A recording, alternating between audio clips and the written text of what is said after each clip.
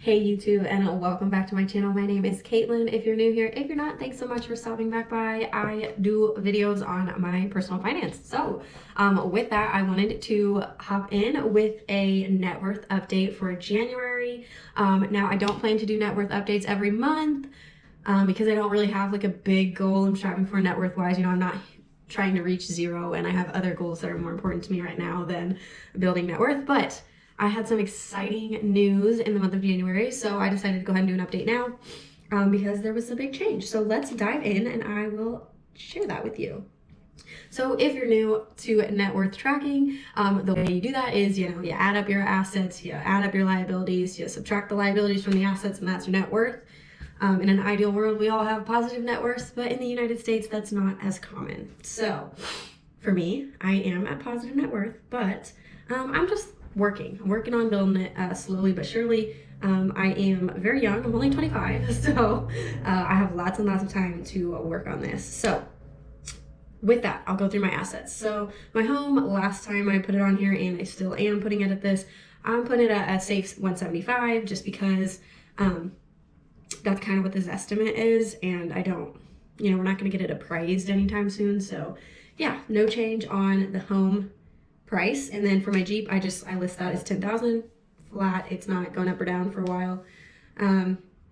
For my sinking funds, I have actually in January went down $176.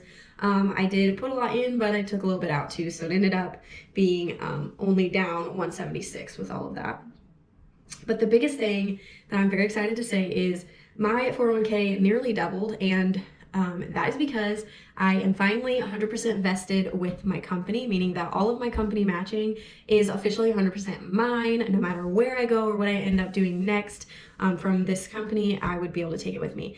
It was a 3-year vesting period where it went 0 to 100. It wasn't like staged where like the first year it's 25, 50, 75. Like I was not vested at all until I hit my 3-year mark in January, which I'm so excited about. So yeah, I don't plan to go anywhere. Like I wasn't like waiting to get vested to do anything like that. It's just super nice to be rewarded for some loyalty at my company now. So anyway, that meant that my 401k went from $10,370 to $18,436, an increase of $8,000.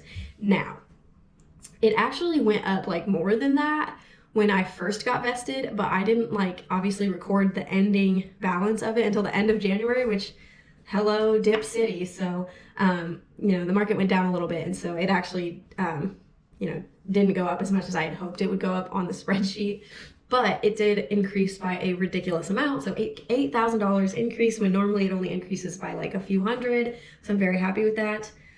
And then next up, I do have my Roth Ira listed, and it went from 1272 to 1404, an increase of 132.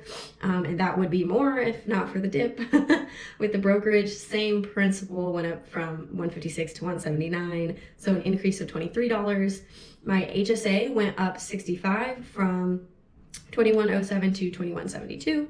And then my M1 spend account, which is where I'm kind of saving some of my sinking funds, and mainly my student loans. So it went up from 1650 to 2810, an increase of 1160. So very good month in January for my assets. And so I went from total assets of 205,000 to 214,000. So that was an increase of $9,000, which is just crazy. So yeah, assets are looking good. I'm so excited to be vested. Like that was the whole reason I wanted to do a net worth update, to kind of see where I'm at. Next up, for my liabilities, I have a mortgage on the house, so that's $143,000. That went down to $142,824, so it was a decrease of $253, not too shabby. Auto loan, I still have it in there because I paid it off and it feels good, and I just want to keep reliving that feeling of being auto loan debt free as long as I can. And then I have my student loans, and they did not change. I didn't pay anything on them, so those are all the same as they were. Next up, we'll look at total liabilities. So the total liabilities only went down by $253 because of the mortgage payment. And so that brings the total net worth from $52,990 to $62,513, which is an increase of $9,000. However, I've mentioned before, the house is not all mine. I share it with my partner 50-50. So I do I do always take the difference of the house and split it. So the equity that we have in the house is halved. And then I take half of that amount off of my net worth to account for, I don't own that half. So my actual net worth at the end of January was $46,425, which is still an increase of nearly $9,000. So very exciting. I had like kind of hoped that when I got vested, I would hit that 50K mark, but we didn't quite cut it in January, which is okay. I'll get there. I will get there. So yeah, that is my net worth update. You can kind of see my little chart here, how it's trending up.